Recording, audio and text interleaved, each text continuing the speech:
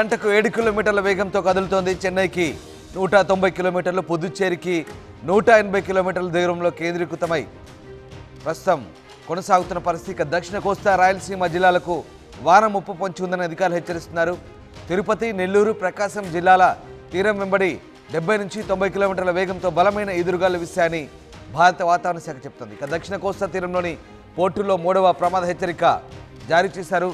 తమిళనాడులో ఇప్పటికే విద్యా సంస్థలకు సెలవులు ప్రకటించారు. అటు ఐటీ ఉద్యోగులకు వర్క్ ఫ్రమ్ హోమ్ ఇచ్చారు కంపెనీలు. ఇక ప్రజలు ఇళ్ల నుంచి బయటకు రావద్దంటూ అధికారులు హెచ్చరిస్తున్న పరిస్థితి కనబడుతోంది. మొత్తం మీద నైరుతి బంగాళాఖాతంలో ఏర్పడిన వెంగల్ తుఫాన్ గత 6 గంటలు గంటకు 7 కిలోమీటర్ల వేగంతో ఉత్తర వాయువ్య దిశగా కదులుతోంది. ఇది ప్రస్తుతానికి పుదుచ్చేరికి తూర్పు ఆగ్నేయంగా 180 కిలోమీటర్లు, చెన్నైకి ఆగ్నేయంగా 190 కిలోమీటర్లు, ట్రింకోమలై అంటే శ్రీలంకకి ఉత్తర ఈశాన్యంగా 130 కిలోమీటర్లు, అటు నాగపట్టణానికి